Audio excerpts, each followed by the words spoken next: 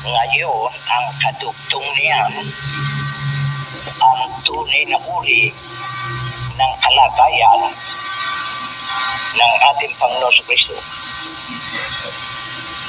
Kung bakit pinag-aaralan ito at nililiwanag na mabuti ito sa pamagitan ng Santong Sulat, sapagkat ang Iglesia Katolika at ang mga Protestante, lahat ng uri, ay nagtuturo si Jesucristo na ating Panginoon ay Diyos na totoo at taon totoo.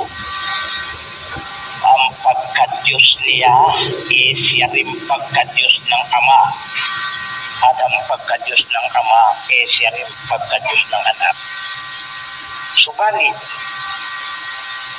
ang ating Panginoon Jesucristo, ang Diyos, ang mga propeta, ang mga apostol, kaiba sa turong iyan ng Iglesia Katolika at ng mga Protestante. Kaya totoong napakahalaga na makita natin ang dalawang uring ito ng pagkakaiba ng paniniwala nitong mga tao. Sa unang Iglesia ni Kristo na pinamahalaan ng mga apostol, ang pananampalataya ay gaya ng napakinggan natin noong linggo at saka gaya ng papatayin ko sa inyo ngayon. Samantalang kaiba yun ito ay salungat at napakalaking pagkakaiba ng sa mga Protestante at sa Iglesia Katolika. Ang suliraning ito ay bago sa Pilipinas at ang suliraning ito ay mahirap maunawa ang pagtaka. Kaya sinikap namin na sa loob ng 6 na linggong sunod-sunod ay pag-aralan ang kasong yan. Hindi lamang ang pag-aaralan natin ay yung pananampalatayang itinuro ng ating Panginoon Jesucristo at mga apostol tungkol sa kanyang kalagayan, kundi ang batayan talata ng Katoliko at ng Protestante sa paniniwalang si Kristo Diyos atin din pag-aaral ngayon sa mga sumusunod pang linggo. Sa makatwid, ang sisimulan natin ngayon ay ito, kung anong uri na kalagayan ng ating Panginoon Jesucristo. At sa pagsisimulan natin yan, ang una natin tatalakayin ito, kailan pa ang ating Panginoon Jesucristo. Sapagkat doon sa una nating leksyon, ang Diyos ay walang simula. Ang ating Panginoon Jesucristo may simula at ang simula ay sa Diyos. Ngayon, kailan pa siya? Uulitin ko sa inyo, hindi ako ang tutugunan. Kung hindi ito Santong Sulat, sa tanong natin, kailan pa ang ating Panginoong Jesucristo nagsimula? Dito sa Juan, sa Kapitulo 17, at ang versikulo 24, pakinggan ninyo. Kung itong talatang ito'y marinig ng mga taong naniniwalang si Kristo Diyos, sasabihin nila ganyan, ayan, di aliwaliwanag. Ngayon, pagkatapos natin suriin, mapapamulagat yung mga mata ng mga taong nagpapanggap na yung panto sa religion. Pakinggan ninyo, ito ay dalangin. At ang dalangin ito ay sa ating Panginoon Jesucristo. At ang dinadalanginan ay ang Diyos na Ama. Ang wika rito ay ganito, Ama, yaong mga ibinigay mo sa akin ay ibig ko. Kung saan ako naroon, sila naman ay tumulong kasama ko. Upang makilala nila ang kalwalatiang ibinigay mo sa akin. Sapagkat ako'y iyong iniibig. Bago natatag ang sanlibutan. Ang mahalaga rin sa talatang iyon salita ng ating Panginoon Jesucristo, ako ay pag-ibig bago napatatat ang sanlibutan. Sasabihin ngayon ng mga taong security naniniwala, yan ay Diyos. Ayan ka. Una pa sa sanlibutan ito ang ating Panginoon Kristo. At kung una pa sa sanlibutan ito, hindi ka siya tao, kung hindi si Diyos.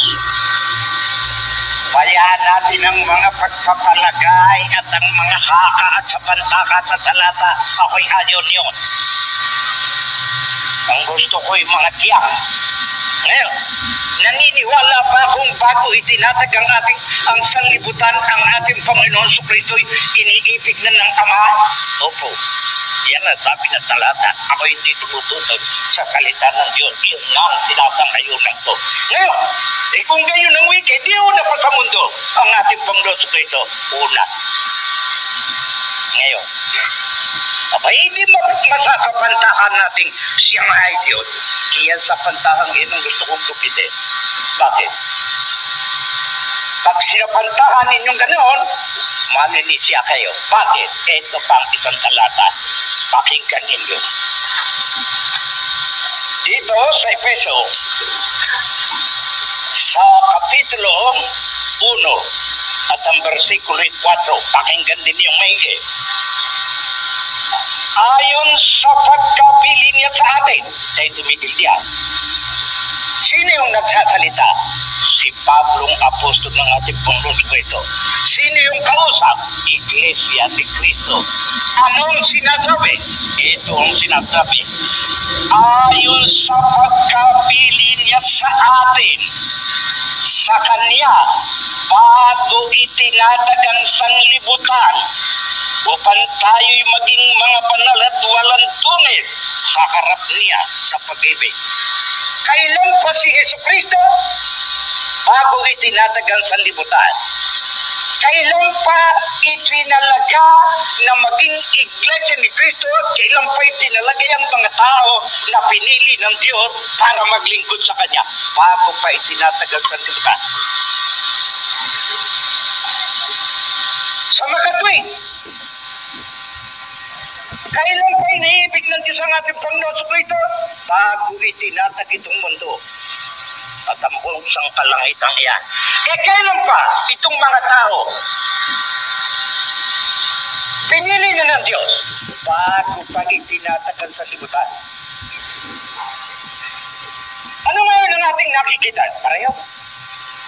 Ngayon ang tanong ito, noong bang piliin ng Diyos ang mga tao gaya ni Pablo at ang kanyang mga kasama sa Iglesia ni Cristo ng panahong iyon? Tao na? Hindi pa. Pero anong sabi ng salita ng Diyos? Pinili na. Anong ibig sabihin niyang salitang pinili na? Bago itinatag ang sanlibutan.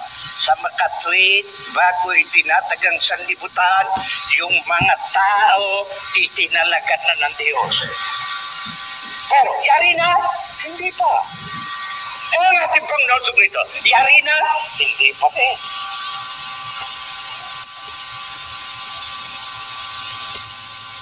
Bakit sinabing bago? Iyan ang panukala. Kung ganyan, bago itinatag ang sanlibutan, meron ng panukala sa tao na lalangin ng Diyos. Bago pa itinatag ang sanlibutan, meron ng panukala sa Kristo na magkakaroon. Pero hindi may tao na nung bago itatag ang sanlibutan at may Kristo na bago itatag ang sanlibutan. Itinalaga pa lamang. Ngayon, ano ang katunayan niyo? Ito. Dito sa Hebreo, at dito sa Pedro, sa unang sulat, sa 18,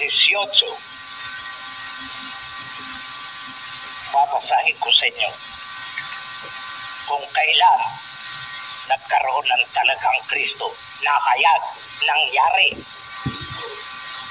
Dito sa 18, kapitulo 1 at versikulo 18 ng 1 Pedro, pakinggan ninyo ang 20.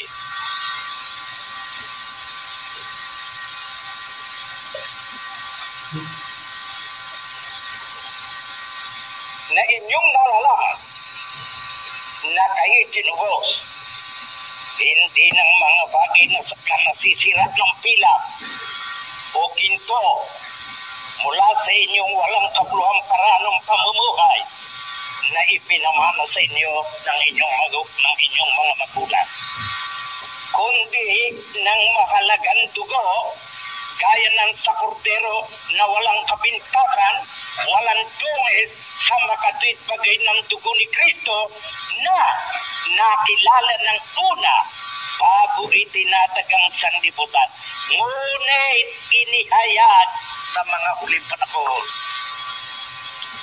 Sa makatuwid bago pa itinatagang sanlibutan, ang Kristo'y nakatalaga na, ang tao'y nakatalaga na.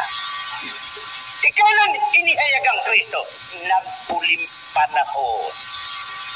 Tayo mag-aral diyan sa mga panahon ng Biblia. Mula sa Genesis hanggang Apokalipse, ang Biblia hinahati sa 3 panahon na kung tawagin yan mga dispensasyon. Ang unang hati mula kay Adan hanggang kay Moises. Ang panahong iyon ay tinatawag na panahon ng mga patriarkal at yun ay taon.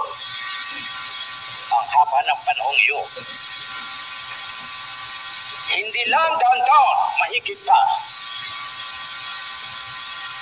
Mula naman kay Moises hanggang sa ating Panginoon Jesucristo, isang dispensasyon, isang panahon iyon. Ang tawag doon, panahon ng mga propeta, panahon ng bayan Israel. Ang isang panahon, ikatatlo, iyan ang huli, mula sa ating Panginoon Jesucristo hanggang sa pagkatapos ng sanlibutan. Sa makatuwid, kailan inihayag si Jesucristo? Sa huli. Na kung tawagin nga ay ang huling ate, panahon ng ating Panginoon Jesucristo. Sa makatuwid, ang tawag doon, huli. Huli rin sa dalawang nauna. Panahon ng mga patriarka at panahon ng mga propeta o bayang Israel. Ang panahong Kristiyano huli roon. Ang panahong Kristiyano, nakahati naman sa 7 peryodo. At kung tawagin ng mga peryodo, unang tatak, ikalawang tatak, ikatlong tatak, ikapat na tatak, ikalimang tatak, 6 na tatak, ikapito. Sa wakas ng ikapito, babagsak itong mundong ito. Ngayon, saan tayo ngayon? Nagsisimula tayo sa ikapito. Sa makatuwid, wala nang iba pang peryodong darating. Wala na, ito na lahat. Pagdating sa dulo ng peryodong ito, darating si Kristo. Mawawasak ang langit at lupa. Ngayon, ang ating tanong ngayon ito, kaya tayo nagpunta roon. Kailan inihayag ang ating Panginoon sa Kristo sa kalagayan ng huling panahon? Kailan pa siya itinalaga ng Diyos sa kanyang panukala bago nilalangan sa libutan? Ang tao, kailan pa itinalaga ng Diyos? Bago pa itinatagang sa libutan. Kailan naman inihayag ang tao ng ika-6 na araw mula sa paglalalang sa lahat ng bagay, sapagkat ang lahat ng bagay nalalang sa loob ng 6 na araw ng Diyos. Lahat-lahat. Ang ikapito, iyon ang kaniyang pagtigil ng trabaho tungkol sa paglikha. Ngayon, nasa sa Santong Sulat ba yung sinasabi ko na ang tao'y ika-6 na araw? Opo. Sahin natin. Dito sa Genesis, sa Kapitulo 1 at 26, ganito ang sabi, hanggang 28. Sinabi ng Diyos, lalangin natin ng tao sa ating larawan, ayon sa ating langit, at magkaroon sila ng kapangyarihan sa isda, sa dagat, sa ibon, sa himpapawid, sa hayop at sa buong lupa, at sa bawat nagsisiusad sa ibabaw ng lupa. Nilalang ng Diyos ang tao ayon sa kanyang larawan, ayon sa larawan ng Diyos, sila'y nilalang niya na lalaki at babae. At sila'y pinagpasa ng Diyos at sa kanila sinabi, kayo magpalaalakin, magpakarami kayo, kalatan ninyo ang lupa ng inyong supling, magkaroon kayo ng kapangyarihan sa isda sa dagat, sa ipon sa impapawid, at sa buong hayop na gumagalo sa ibabaw ng lupa. At sinabi ng Diyos, narito ibibigay ko sa inyo ang bawat pananim na nagkakabinhi na nasa ibabaw ng balat ng lupa, at ang bawat punong kahoy na nagkakabunga, at ang bawat punong kahoy na nagkakabinhi, inyong magiging pagkain. At sa bawat hayop sa lupa, at sa bawat ibon sa himpapawid, at sa bawat nagsisiusad sa ibabaw ng lupa na may buhay, ibinibigay ko ang lahat ng pananim na sariwa na pinakapagkain. At nagkagayon, nakita ng Diyos ang lahat ng kanyang nilikha at narito mabuti. At nagkaroon ng umaga at ng hapon ang ika-anim na araw. Sa makatwid, mula sa pagsisimula ng paglalang, ika-anim na araw, inihayag ng Diyos ang tao ni Yahweh. Ikailan ng ating Panginoon Jesucristo, ikatatlong dispensasyon sa pasimula. Entonces, daan-daan at milyon-milyon ng tao ang nasa ibabaw ng lupa bago pa lumitaw ang ating Panginoon Jesucristo. Pero kailan ipinanukala itong dalawang ito? Tao at saka ang ating Panginoon Jesucristo, pareho, bago nila lang ang sanlibutan. Yung mga nagbabasa ng santong sulat na nagbibigay ng kahulugan, masama, naliligaw. Ang kailangan ihanapin ang paliwanag ng santong sulat at huwag silang magbigay ng kahulugan sa santong sulat. Kung mabasa nila yung sinasabing ika ng ating Panginoon Jesucristo, bago mo nilalangan sanlibutan, ako'y inibig mo na. Hindi ika Diyos, tunay sa sanlibutan. Kaya naman tao, bago maitinatag ang sanlibutan, tayo pinili na. Hindi pareho. Ngayon, kailan inihalag ang ating Panginoon Jesucristo? Sa pasimula ng ikatatlong dispensasyon. Kailan naman inihayag ang tao? Ika-anim na araw lang. Pagkayanin ng lahat ng bagay na kanyang ginawa, ang taong pinakahuli. Sa makatwid, sino ang unang nahayag sa mundo? Sa tao, sa ating Panginoon Jesucristo, unang tao. Ganon tagal? Libu-libong tao. Dalawang dispensasyon ang nakaraan. Samantalang aanim na araw pa ang mundo. Inilalang na ang tao, una ng malaki. Ngayon, bakit ba ninyo nalala at sinong manalo yung tinatawag na dispensasyon? Baka hinahakanin niyang hati-hating yan. Hindi ho. Ayoko kayo papaniwalain sa akin. Ipakikita ko sa inyo kung saan naroon ang bahaging iyan ng pagkakahati. Dito sa Hebreo, sa Kapitulo 1, at ang versikulo 1 hanggang 2, pakinggan ninyo. Ang Diyos ay nagsalita ng unang panahon sa ating mga magulang. Sa makatwid, yung panahon iyon, panahon ng mga magulang o panahon ng mga patriarkas. Sino yung magulang na tinatawag diyan o patriarkas? Adan, Noe, Abraham, Isaac, Jacob, at ang 12 angka. Yan ay panahon ng patriarkat. Entonces, yan ang kausap ng Diyos sa unang panahon para ipahayag ang kanyang salita. Sa iba't ibang panahon, sa iba't ibang paraan, sa pamamagitan ng mga propeta. Ito ang ikalawang dispensasyon. Sa unang pagsasalita ng Diyos ng kanyang gusto para malaman tao sa lupa sa mga patriarka o mga magulang. Sa ikalawa, sa iba't ibang paraan, sa iba't ibang panahon din noong panahong iyon, sa pamamagitan naman ng propeta na ibigay ng Diyos ang kanyang salita. Ikalawang panahon, nagsalita sa atin sa huling araw na ito, huling dispensasyon, sa pamamagitan ng kanyang anak na siyang itinalagang tagapagmana ng lahat ng bagay. Tatlong dispensasyon. Kaya ninihiga ang ating Panginoon Jesucristo sa pasimula ng ikatatlong yugto o dispensasyon ng panahon. Ngayon, iwan natin ngayon yan. Kung ang ating Panginoong Jesucristo sa pasimula ng ikatatlong dispensasyon na pahayag, nung bago lalangin ang sanlibutan, anong kalagayan meron siya? Iyan ang tingnan natin.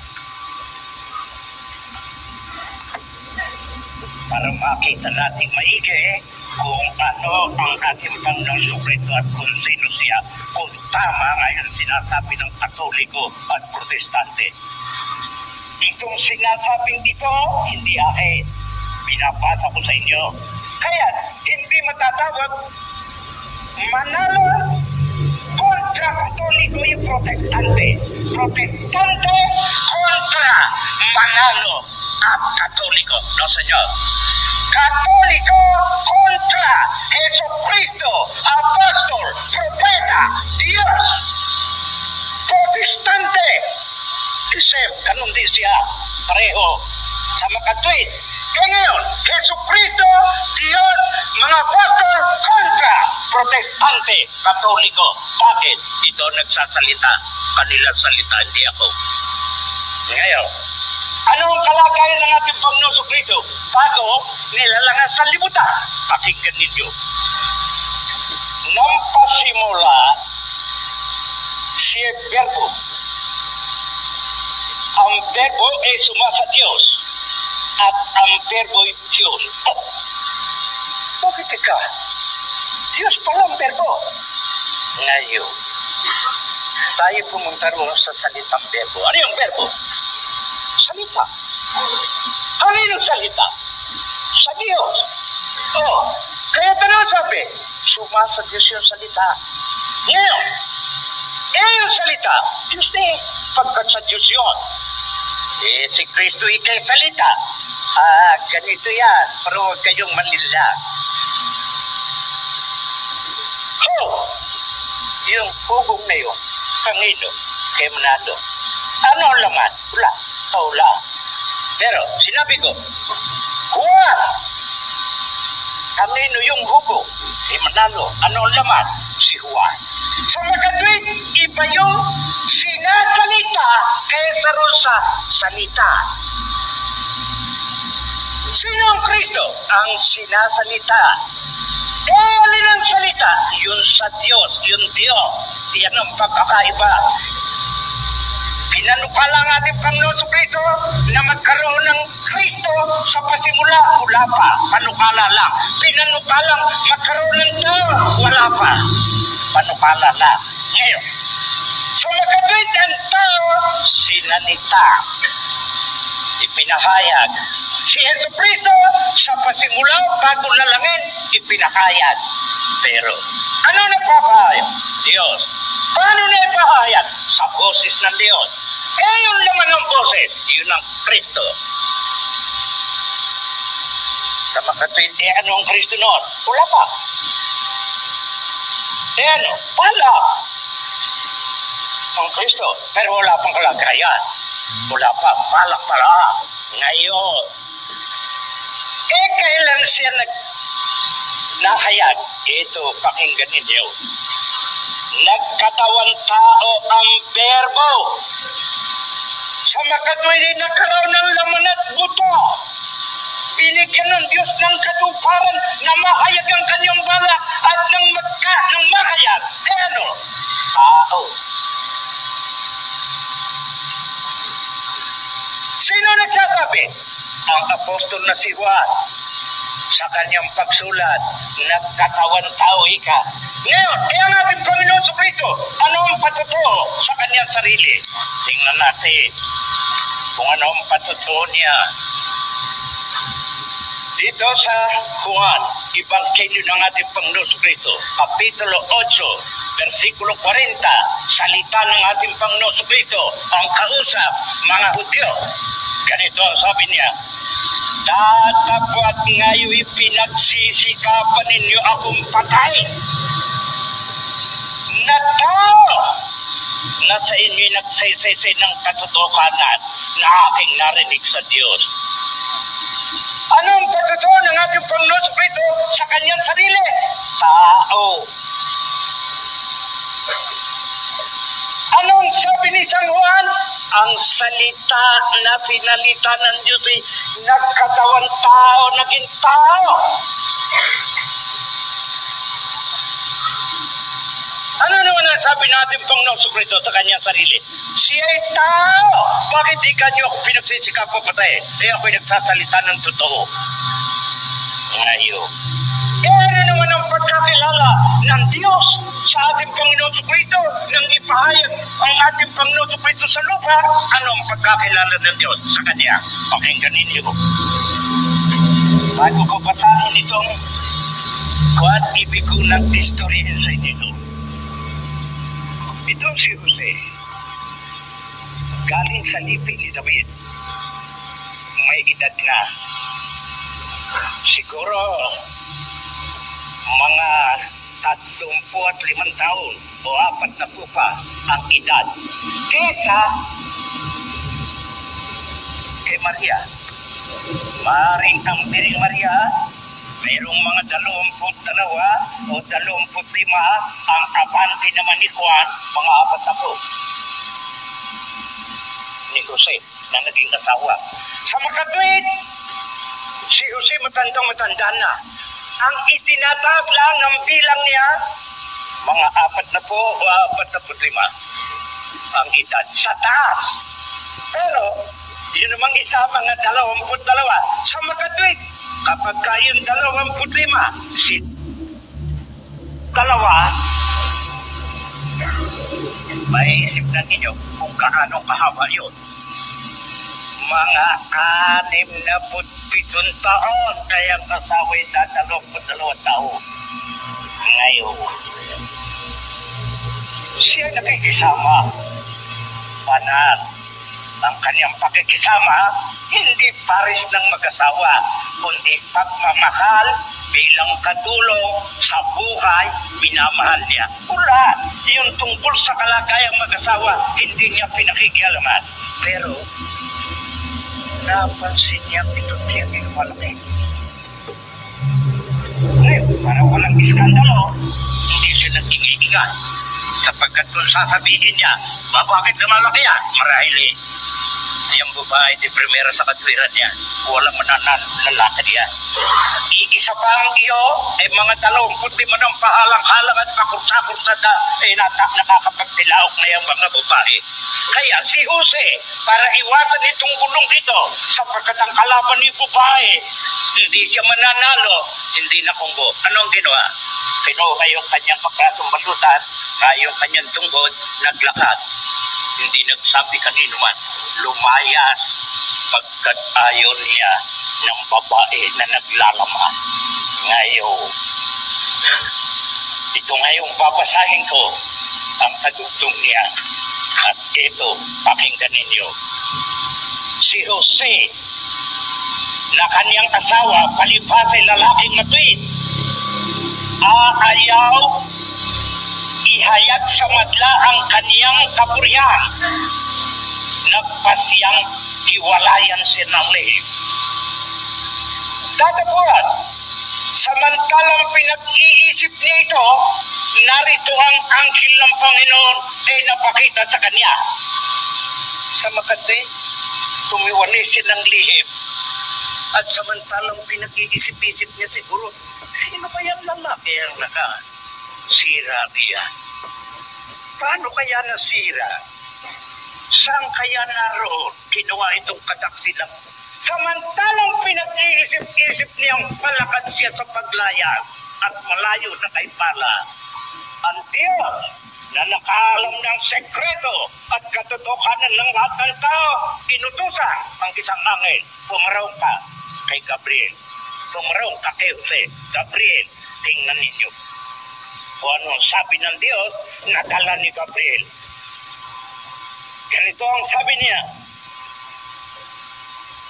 Tatapos samantalang pinag-iisip niya ito, narito ang isang anghel ng Panginoon ay napakita sa kanya sa panaginip na nagsabi, Jose, anak ni David, huwag kang mangamba sa pagtanggap kay Maria na iyong asawa, sapagkat ang kanyang dinadalang tao sa Espiritu Santo.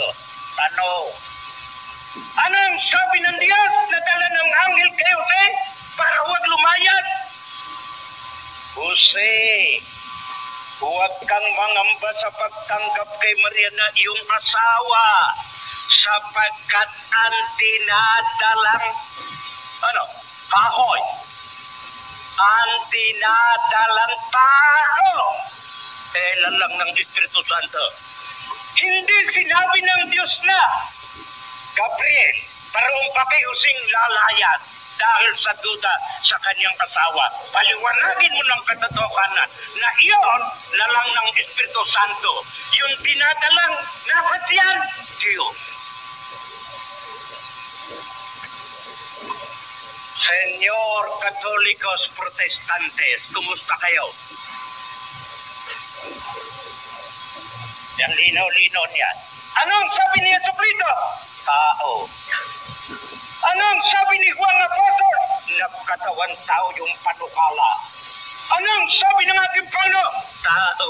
Anong sabi ng Diyos para patutuhan ng kay Jose kung sino ang nagdadala, kung sino ang dinadala at kung sino ang kumuha niya?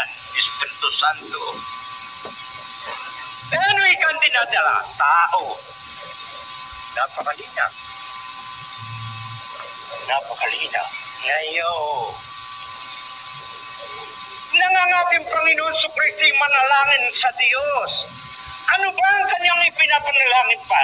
Tingnan ninyo. Babasahin ko sa inyo. Sayang, napakinggan sana ninyo una kong leksyon.